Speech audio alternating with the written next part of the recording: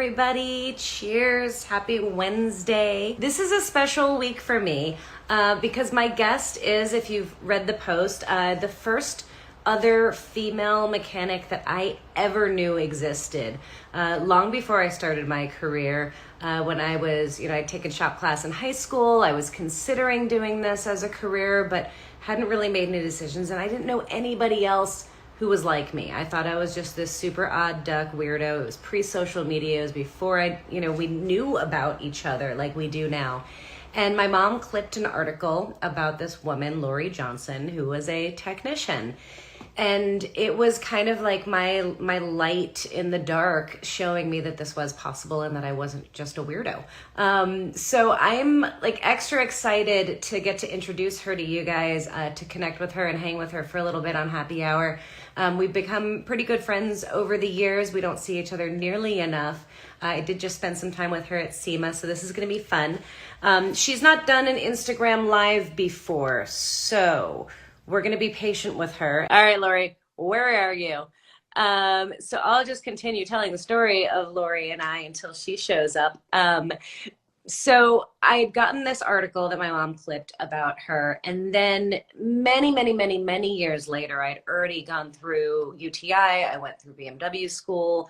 I had worked for BMW for many years at that point and had opened up my shop. And so I was running an independent shop. I had started teaching car care classes, and I got introduced to Lori through another amazing woman in the industry, I believe, and Lori will correct me on this if I'm wrong, but I believe it was Jody DeVere from Ask Patty who introduced us originally. Jody DeVere is another trailblazer in the automotive industry, phenomenal woman. If you're not familiar with her or her company, Ask Patty, definitely check it out. It's Ask Patty Automotive Advice for Women. And she's another trailblazer in the industry. So I'm pretty sure she was the one who introduced Lori and I. I went out somewhere to meet up with Lori where she was teaching a car care class. And that was the first time we met. She's just an incredible woman. She continues to do a ton of stuff in the automotive industry. She's a trained technician, certified. She's done work with A.A.S. She's done work for, I believe it was Haynes or Chilton's, one of the two, writing technical stuff. She owns her business, Ladies Start Your Engines, which goes around all over the country, teaching car care classes to women, kind of automotive basics and automotive maintenance. So all good stuff. She's pretty awesome. And I don't know why we can't get her added. Oh my gosh, it's Lori. Yeah. Hi.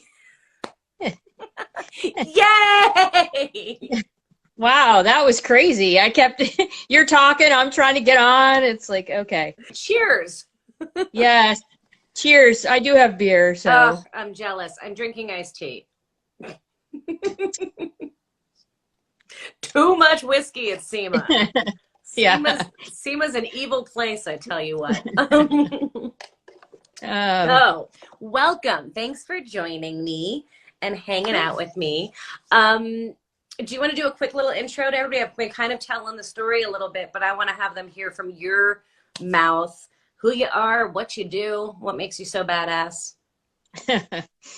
So it was in the 80s when I decided that I wanted to work on cars. There wasn't any great thing. I just thought, I didn't want to work in an office.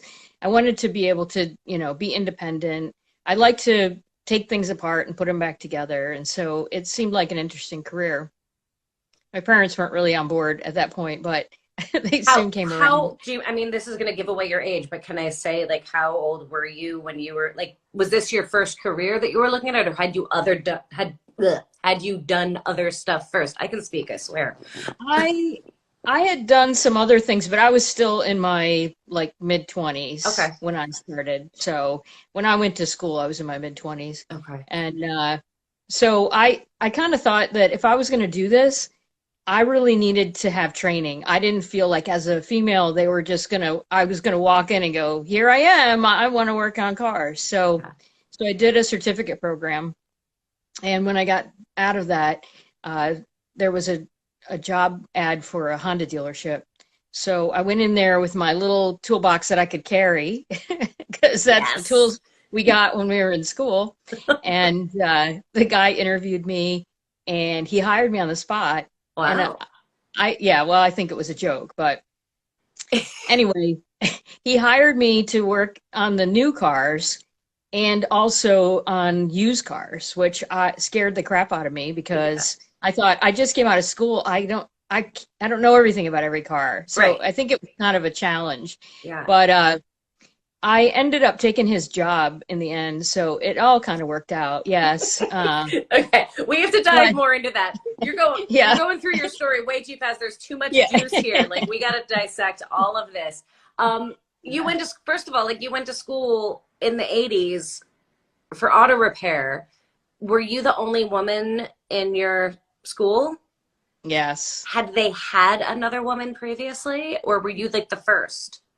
Well, some of the guys told me that they did have some girls come through who were just looking for husbands. Oh So yeah. they didn't go through the whole program. And I Okay. was like, okay. And actually, there was a woman who started when I did, and she carried a purse around with her. I knew she wasn't going to last very long, and she didn't. So, uh, yeah, they weren't, nobody serious, I guess. So So, were you the first woman, girl, whatever we want to call it, who graduated from your program? yeah, I think I was because they really wanted me to come to graduation, and I really didn't want to go, but I'm sure they were going to make some big deal out of it, and So you didn't I go? just, no. No, Interesting. I was kind of fed up with the school. Unfortunately, I didn't have a great experience in the beginning. The guys like didn't want me to be there. When I would walk through the shop to go to class, I could hear guys yelling stuff at me, and so it was not a great beginning. And I feel like the school wasn't super supportive in the beginning.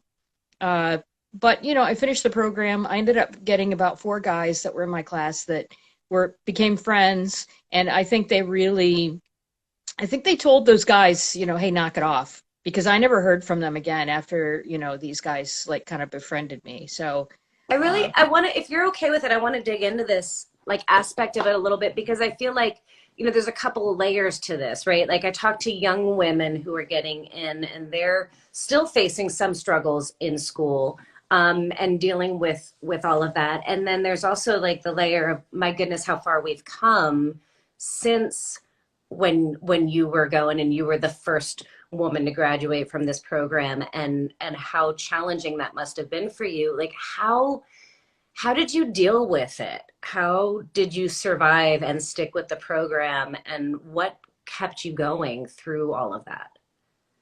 I think probably like you and some other women that I know that have been in this industry, the more I heard you shouldn't be doing this, I was like, oh, I'm going to finish. And I'm going to finish better than you. I'm going to have better grades.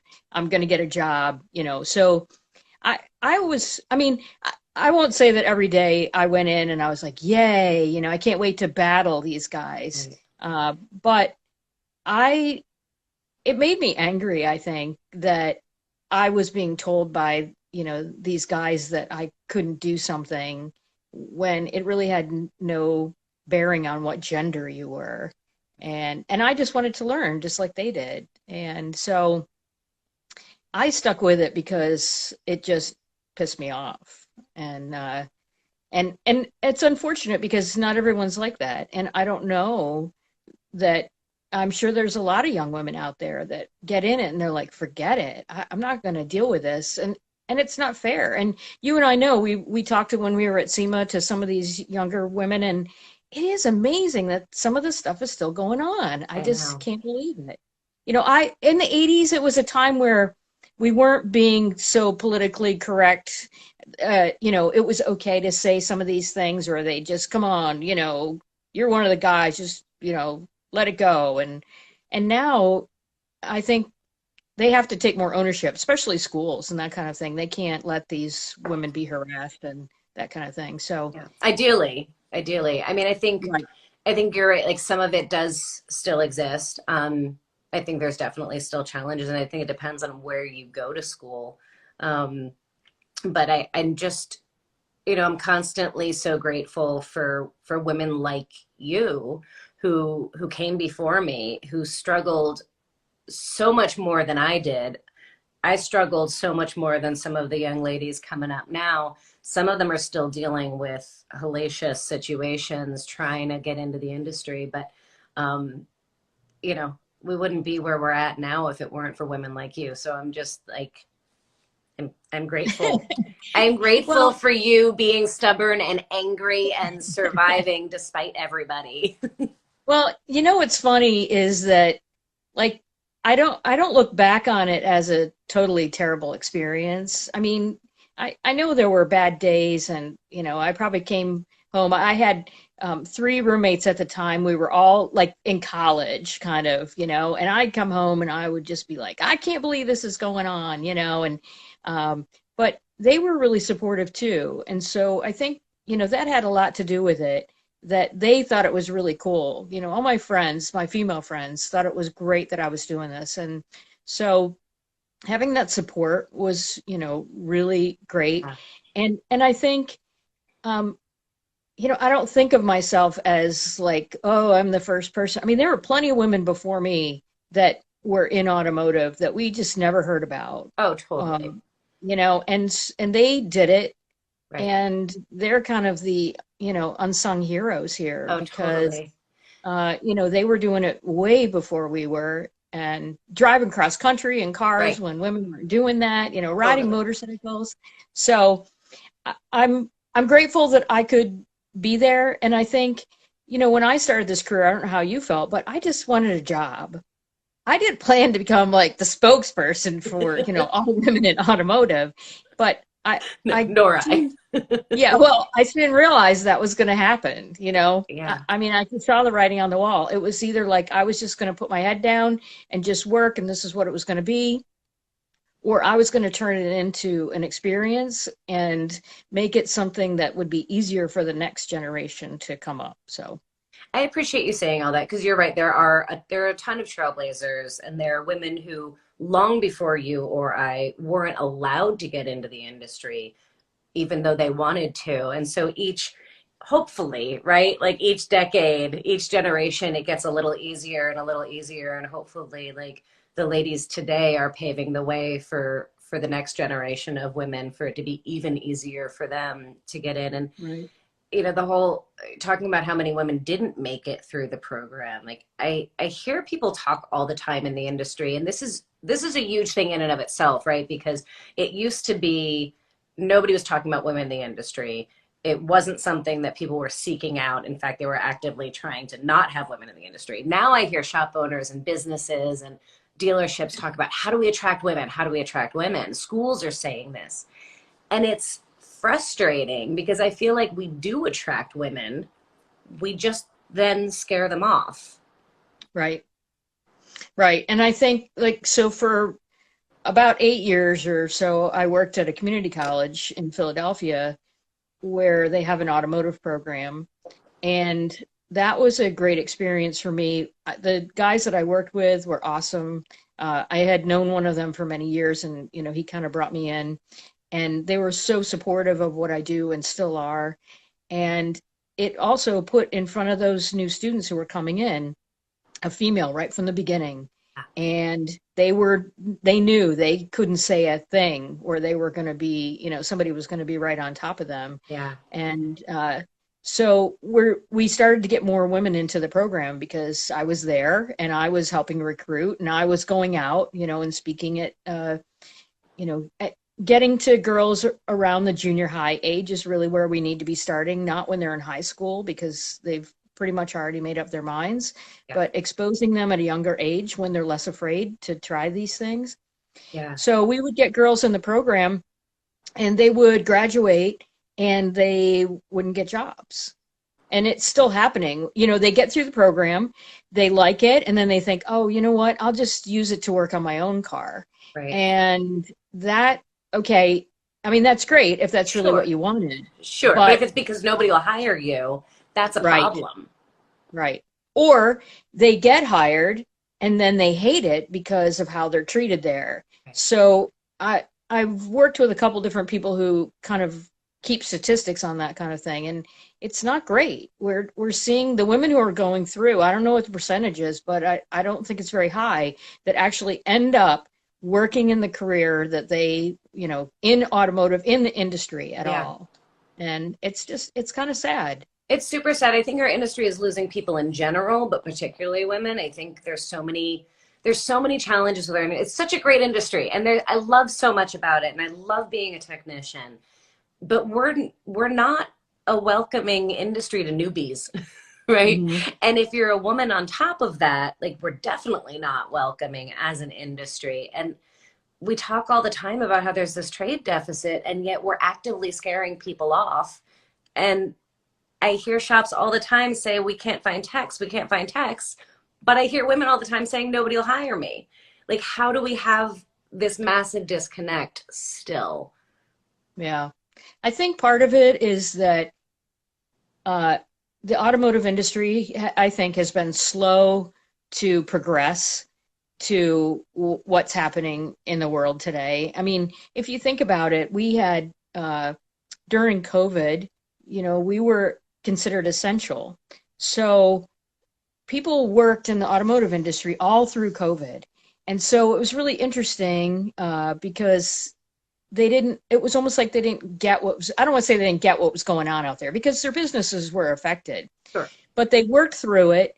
And, they were like, I don't need this mask, or I don't, I want to protect my customers, but, we're okay here, safe in the shop. And it's just, I think sometimes the mindset is a little behind what the progress that we're trying to get to. You've got people in the shop that are just starting to really embrace the technology and be excited by it instead of afraid of it. And these younger techs are bringing that with them. And so I think it is scary. If you're older and you weren't trained on how to diagnose all the things that are going on now, how to Oh, use a yeah. scan tool, how to hook up to the computer, how to do all these things, it's intimidating. And why do you want to learn when you're, in your 50s, 60s now, that kind of thing. So it's embracing that as well. And I think, you look at some of these young people that are coming out that are highly intelligent and they know how to do this thing, and it's probably threatening to some Yeah. degree because it's new technology, and you don't want somebody smarter than you, working under you, but yet you do. Right. So I think there's, just some challenges in that way. And Yeah. then, put women in there along with it Right. in shops where you and I both know there are still shops out there with the girly calendars and and so how can I work in a shop if up on the wall next to me is this model scantily clad holding a wrench, and that's their idea of how women should be in the industry. Right. So, Yeah. It it's just a lot. non-verbally says you're not welcome here. Right, right. Yeah. And I'm not saying, by no means, there are a lot of shops out there that are very progressive and Absolutely. they're hiring those kids and they're embracing, everything that they know and they're learning from them. Yeah. But the industry is, I don't know, it's still considered, unfortunately, to be a grease monkey. You're going to get dirty, and, people are going to kind of disrespect them. But I'm telling you, we're going to be the doctors of the day soon. We're car Because doctors. when you take your car in and it costs you as much as it does to, go see your doctor, you're going to understand like Oh, yeah. yeah, we're worth it. We've put in the training, and, you're paying for the services that you get. So, Yeah. Yeah, and you're right. There are a ton of amazing shops and there are a ton of amazing people within the industry. And it's always challenging because I want to sing the praises of the industry, and I also want to be real about the challenges that we face. mhm, And I don't want to discourage people from joining the industry, but there's also acknowledging the challenges that we have and what's going on and what's real for a lot of ladies still right, to this right. day. But And it depends on what you want to do. I mean, there's so many career opportunities. You don't have to just work on cars, yeah, There's just so many, like you've been learning fabricating and, welding, and I mean, there's just so many different things that you can do. And it's the big thing for me is that nobody's explaining that to these girls when Right. they're coming up in school. Yeah, the layers of opportunity. So let's talk about that a little bit because you have worked in lots of different areas of the industry. So who better to speak on the different ways that women, because I know there's a ton of women in the audience right now and a lot of women who will see this. So what are some of the other things that you've done? You took your old boss's job because you're a badass, and then what happened next in your career? So I I ended up while I didn't mind working on cars, I really liked talking to the customers. I felt that I was good with explaining what was going on, um, being kind of the conduit between the two because I knew what the tech was doing. I was able to explain it. So I kind of became like a service manager that way. And then I had like 7 guys that worked under me. And I really enjoyed that.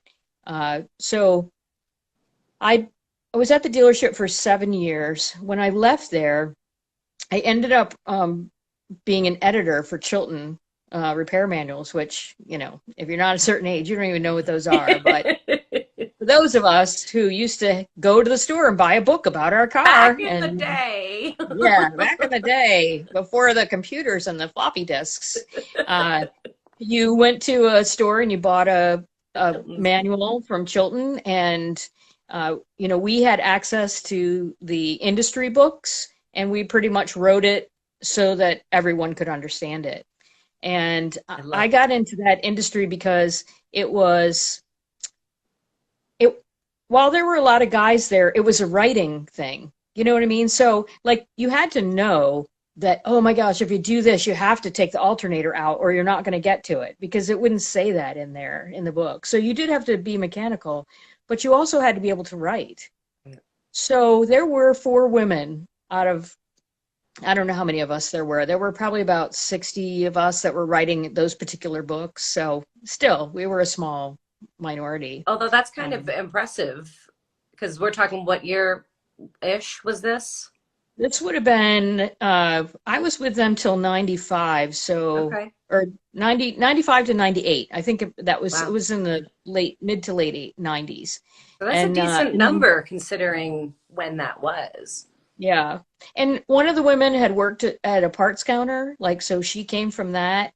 The other woman was, I think, a writer. Okay. So she kind of learned as she went along. But, we all got along. I don't remember any issues there because it was a professional office, Right. Different You environment. had to, yeah, you didn't come in and like, your cut off jeans and whatever. I mean, we were in an office environment. But it got bought out and they sold all the books off. It was bought by Disney, and Disney was really interested. Yeah, Film was bought by Disney? yeah, Chilton. Yeah. Well, because there were a lot of publications in Chilton. Okay. It wasn't just automotive, and they wanted those, so they just kind of parsed off the information. So there we were now, we didn't have jobs. So one of the guys, though, that I had worked with, he had left early. He saw the writing on the wall, and he went to the community college in Philly. And so he said to me, this is, you want to come here. I think this is a great opportunity for you. And so it took forever, but I finally got in because of the bureaucracy of the community colleges. But so I got in there as an instructional aide. So I made sure that, we had all the cars that we needed, the tools that we needed. We helped the students plan their schedules and, all that kind of stuff. And while I was there, I was able to take the program because for free. Nice. And I got my associate's degree. Okay. So once I had my associate's degree, then I could teach. So I taught like intro classes, and I did it at night because I worked my regular job during the day with this college. And then I got certified to teach the safety inspection, and I taught that at night too to the guys out in the field who wanted to do inspections. So that was interesting because now I had these older guys come in, and they come in the class and they're like, who's teaching? And like I am. But again, by that time my reputation was out. They knew I was there. The word had spread. There's this little woman working over there, and you're going to probably meet her. So just be clear. The plus side of being one of only a handful of of whatever you are in your industry, right? A handful of Yeah, women, is that your reputation tends to precede you. right. There's Yeah, rumors around. There's this short yeah, little blonde lady. yeah.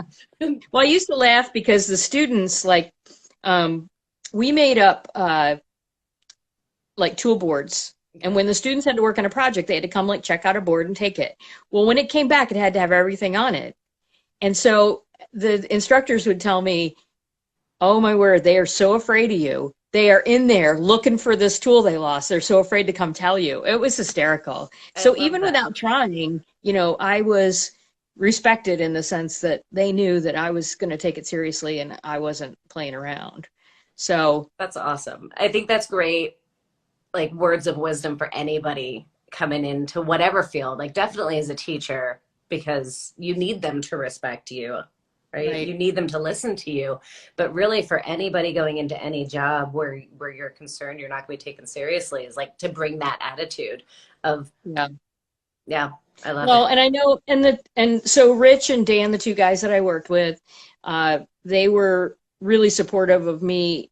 They wanted me to teach other classes, and I was like, I don't know, I was kind of nervous about the whole thing, and they were really supportive, and it's like, come on, this stuff, and that you can read the book and answer the questions, or whatever you have to do.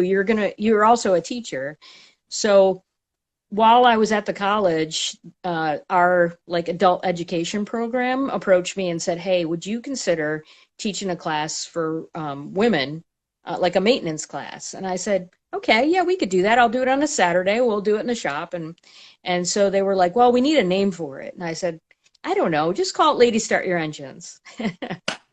And it all And that's began. how Ladies Start Your Engines. I did not know this story. That's fantastic.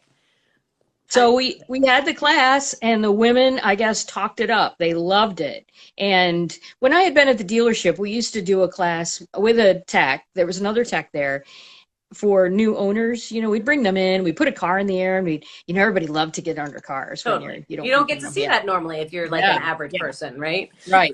So they're all under there, and it's before their first oil change, and we're just kind of checking in and talking about things. Well, it's about 50-50 men and women, and I noticed all the men are underneath the car and all the women are standing way over here, and I'm like, what are they doing over there? So one of the things I noticed when I taught the class at the college by having all women is this class was totally different. These women were involved, they were engaged, they were asking questions, and I said, this is the key. I asked them why would you be this way if there were men in the class? Like, oh no, we don't want to look dumb in front of them. We wouldn't ask those questions, or and Yeah. I have always told people men aren't smarter about cars because they're men. Right. They're just not afraid to ask questions. Yeah. And And they're so, not afraid to pretend that they know, even if they don't know. right, right, right. Yeah, So, I saw the same thing as you, and I get criticized a lot. I don't know if you do. People will often say, like, why is it only for women? Why do you teach car care classes just for women? Men need to know this stuff too. And, it's like guys are cool, girls are cool. But when you put guys and girls in the same room together, especially in that kind of learning environment, like they get weird. Men get yeah. weird when there's women around. Women get weird when there's men around. Like it's just reality. And you take something like cars, which is so intimidating to so many women, and I just would watch them naturally fall back when there were men present. Yeah. And I would tell, I did have a guy in one of my classes once, because legally, we can't stop them from being in the class. I was working at a dealership or doing a class for a dealership, and they said, we can't stop him. And I said, that's okay. We'll get through this. It'll be fine. And he was not a kind of guy that was just like, oh, I know this. He wasn't one of those. That's So, good. but for the most part, I haven't had an issue. If the guys ask me, I say to them, well, there's plenty of opportunity for you to learn. Guys get opportunities all through high school, and all, they're the first ones that, dad, uncle, brother take out to the car, Right. and say, hey, let me show you what's going on. Women don't get that opportunity. So if you want a class, then talk to some of these other guys who Yeah. teach, who, I'm sure they can teach you a class. But it's important to me that women learn from another woman, because it's a whole different experience. They know that I'm not talking down to them. I'm truly interested in them learning. I really try. I think you and I teach very similar, and you know, I ask questions and I make the women answer them because I know they know the answers. And you know, once they get the groove of how that's going, then they're not afraid to speak up, because I'll just stand there and be like, come on, I know somebody knows the answer to this. Right. And they do. They do know the answers. So yeah, it's so that kind of started the classes, and then friends are running like, you should do this, like really do this. And so it's been, you know, a long time in the making. It's still not my only job. I wish it was, but I do enjoy teaching the classes every time I do them. So if anybody has a shop or a dealership, she and I are on opposite sides of the country. Both of us are available for hire for teaching car care classes. She's the boss, though. She's the OG. She's been doing it longer than I have. But no, your full-time gig. What's your, like, as I like to call it, your grown-up job that you do for money to support the passion? Well, so I have to tell you that there were a couple other things that I did, because, you know, you got to get the full scope. Yeah, we're not there yet. Okay. Yes. So when I left Chilton, I finished my degree. I went to Temple and I finished my bachelor's degree. Okay. So I wanted to do that. And then What I was your kind bachelor's of in? Women's studies, of course. This is so shocking to me. Right. Yeah, I know. So then I was able to kind of just do the business, but I was also teaching adjunct. You know, I was teaching the night class. I had a lot of other things that I kind of pieced together. Yeah. And then I moved to Lancaster, and I kind of had to start over again.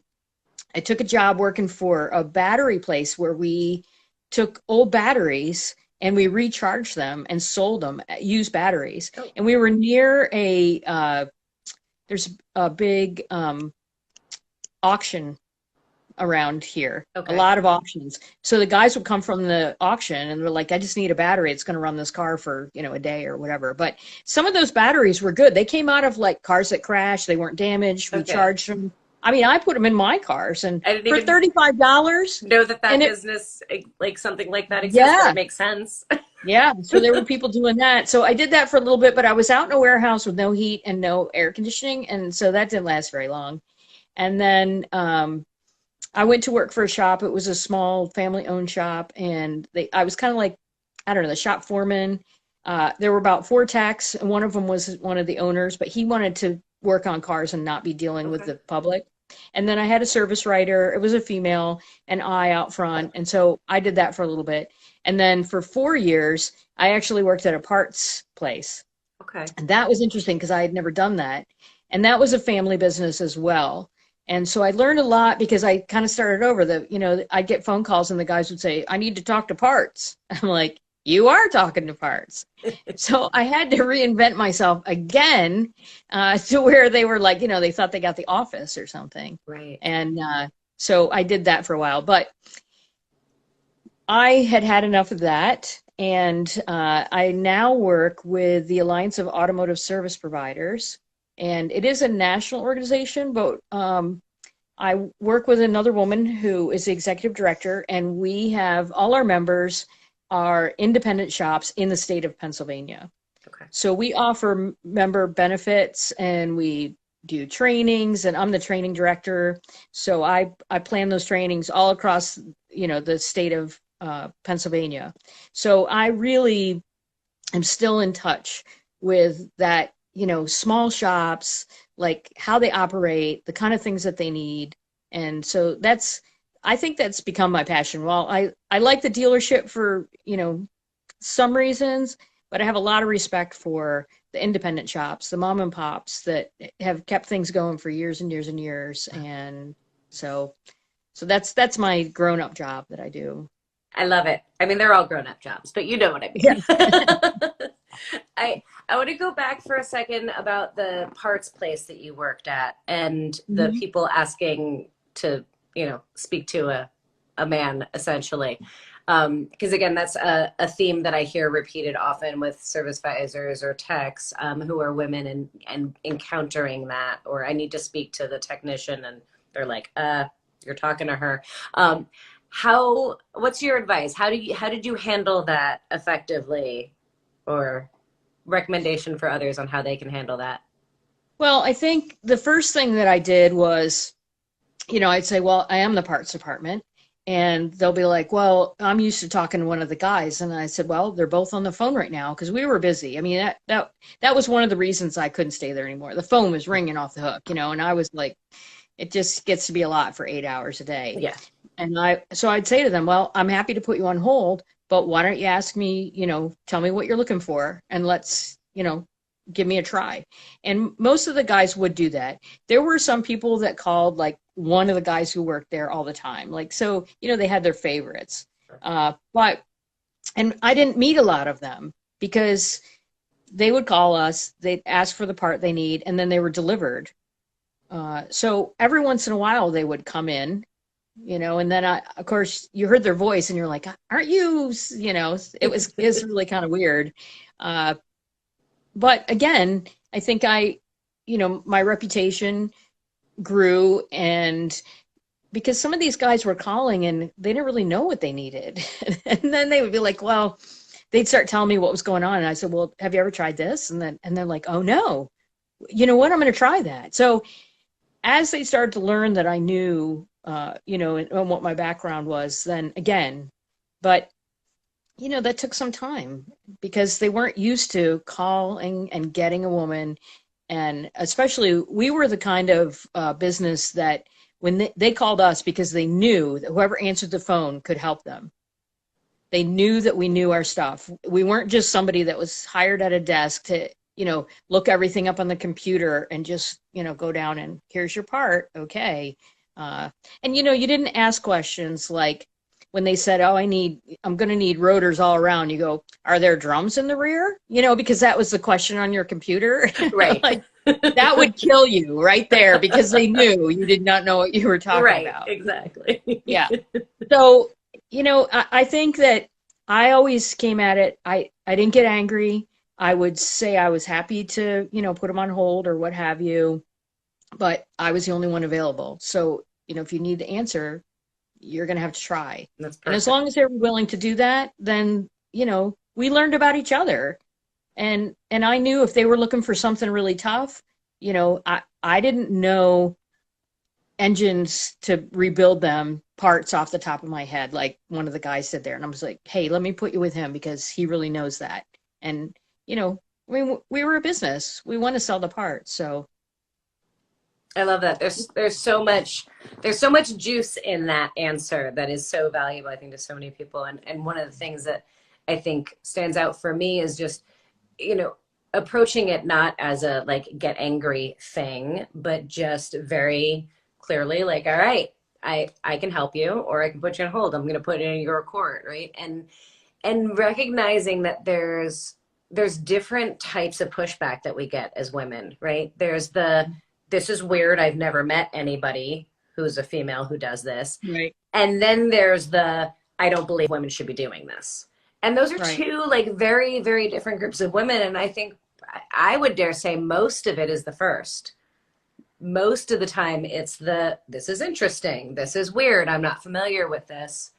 And it's Right. a minority of the time where it's the complete like angry, you don't belong here. Yeah. And I think that, that happened rarely, but sometimes it did. But like when I worked at the dealership, I remember there was an older gentleman who came in and he was having trouble with his radio, and I got the car, and he didn't know, he was sitting down. So when the vehicle was finished and there really wasn't anything wrong with it, you remember, well, okay, let's go back to radios when they used to have a dial and you turned them. Yes. Instead of pushing the button and it was digital. Okay, so this was a new digital radio. And for him, if you had that dial, you could really tweak it and be right in between. But once we went digital, it just went to the next one, and you couldn't really dial it in close. Yeah. And so he was used to that. And so I had to come out after, because they knew I was one of those techs they could bring out to talk to people. And, this guy's looking at me like, who are you? So I'm telling him I worked on his car and this is what I found, that there really wasn't a problem. This is just how it works. And I got in the car and I showed him, what he could do. And he said, well, I want to talk to one of the male techs. And so it took everything in me to just kind of go, okay, I'm going to get you somebody. And so I got one of the other guys and I walked away and I was done. I knew I just was done. I wasn't going to stand there and see what he said. I went back. And so I was working in my bay and I look up and I see this guy walking down to where I was. And he came over and he said, can I talk to you for a minute? And I said, sure. And he said, I just wanted to come over and apologize to you. He said, the tech that looked at my car said the same thing that you did. And he told me that I should listen to you because you were a good technician. So when that kind of stuff happens, you kind of want to go, yeah, but you don't, No, but it's affirming, right? Like Yes. it's so affirming when that happens. Yes. And not just when he owned it, but that you had another, tech who had your back like that, because that's so important too. Right. So, there's all kinds of experiences. I mean, over the years and all the different jobs I've been in and all the things, it's really funny when I go somewhere with a resume, people are like, what? You have done I've done everything but like sell a car in industry. I've done all the back of the house stuff, I have to say, and there was a time when I went and I helped write curriculum for high school books, I mean, there's just all kinds of interesting things have come my way and I haven't said no. That's the other thing. Even if I wasn't sure, like, really, can I do this? And I thought, well, these guys are doing it and I know what they know, so I'm just going to say yes. Right. And it's worked for me. And I'm not afraid to say the big thing, if I was going to give any advice to anybody that's out there that's teaching or, working on cars, just never lie to people that something that you don't, or it's going to come back to get you. So I learned early on that I wasn't going to take a chance of being wrong and then be chastised about it. Right. I was going to be honest and just say, you know what? I'm not really sure about that, but if I can't find an answer for you, I know plenty of people that can help me and I'll get back to you with that. Yeah. And that it is no time to be throwing out there, oh yeah, well, yeah, if you do this and do that, then it'll work. Because if it doesn't, as a female, we're really never going to hear the end of it. I agree. And I think at the same time, women tend to be more hard on themselves for not knowing everything. Like we think on some level that we're supposed to know all the things. And the reality is nobody knows all the things, right? There are some people who know a lot about some things, but nobody knows all of the things. And it's just not possible. But we beat ourselves up. We're like, oh, I don't know that thing. It must be because I'm a fraud or I'm not really that good at it. Or, we compare ourselves and it's just not, it's not a fair judgment that we put on ourselves. Right. Yeah. Yeah. I think like I say, it's tough when we fail big, not because of us, but because people are expecting it. And so if you're in a shop where any one person is not on your team, they're going to be talking about that forever, and yeah, they're waiting for it. Right. And so that doesn't help you build your confidence if you know that every time, oh, I'm going to do this again. I hope this doesn't happen. Or so, those kind of things, I get it. It's tough to work in a shop when you don't have support. But I think for the most part, I had support in the shop. I think the schooling was really the only thing in the very beginning, was really the kind of the worst experience for me.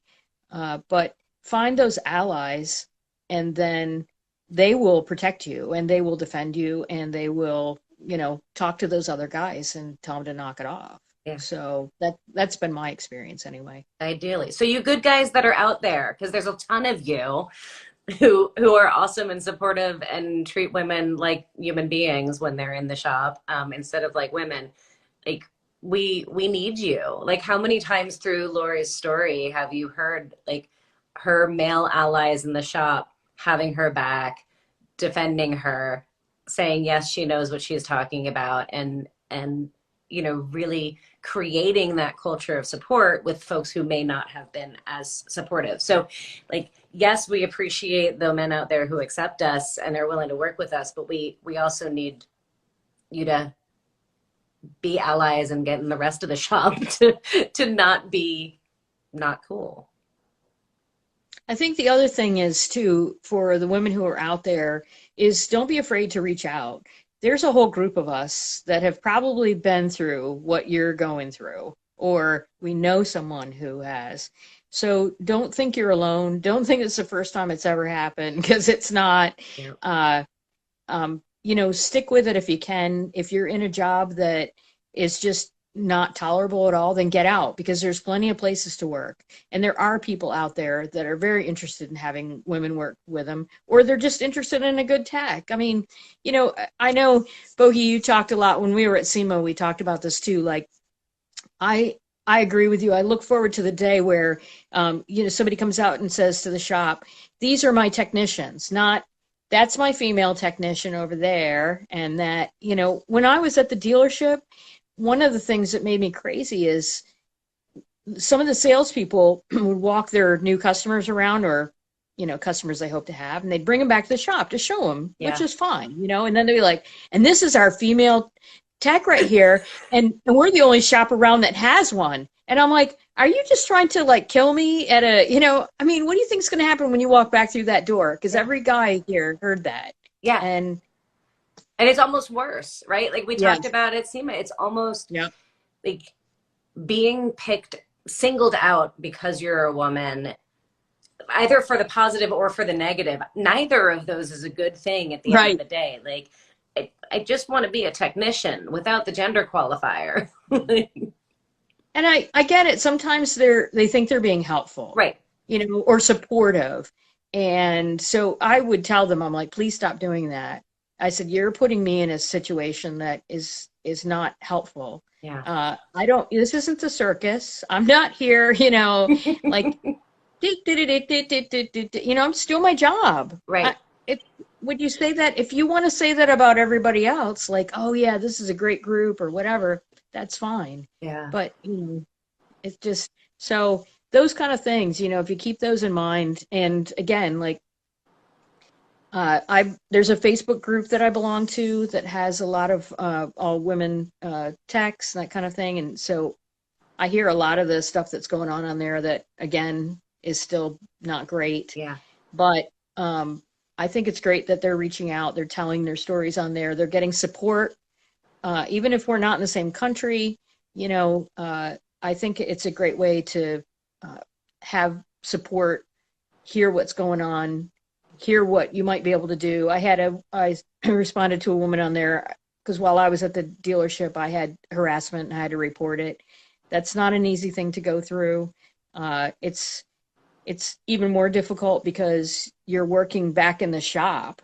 It's not like you're somebody from the office and it happened when you walk through the shop. I'm working with these people all the time. So I've been there and, I felt like I could give her some advice of things to do. So there's somebody who's been through what you've been through. So don't be afraid to reach out. Absolutely. And I think that's the big like differentiator now. Like, when you were coming up there, you didn't have other women to talk to really. When I was coming up, I knew about you, but like, I didn't have other women to reach out to and to share stories and to say like, yes, what you're going through is normal. Those feelings are normal, this experience and how you deal with it and how you cope with it. So while it is getting better, a lot of the crap still exists, but the beauty is that now we know about each other and we can find each other and like use that resource to reach out. I think every woman in the industry that I know is like more than happy to talk to other women who are coming up and share their experiences and be there for each other. And that's huge. That is huge. And networking. I am constantly I don't forget where I came from. I don't forget the people who helped me along the way. And, you know, don't ever think that you got where you are without somebody that paved the way before you. And so I think that's so important for me is to keep looking back. And if there's any way that I can help somebody else. And now, you know, I've been around for so long. No, You're not that old. yeah, no, not that old. But, you know, I know how things work and I get it. And if you are looking for a job opportunity and I can help somebody or I can connect somebody or I'm happy to do that. I enjoy doing that. I enjoy being able to give back because I'm in that position now. And so, you know, those are important things too. Don't forget where you came from. And, you know, there's plenty of young women coming up that we need to help support too, so that they are successful and it continues to grow. Amen to that. And what a beautiful note to be ending on, because we've like perfectly at our hour mark pretty much. So you're wonderful and amazing and have dropped so much incredible knowledge and wisdom and great points. And I hope people who are watching this like go back and watch it again, because there were a lot of gems in there. A lot of them we touched on specifically, and a lot of them just kind of we're just in the midst of all of it. But go back and listen, because there's a lot of good stuff in there. Lori, you're fantastic. Thank you for joining me.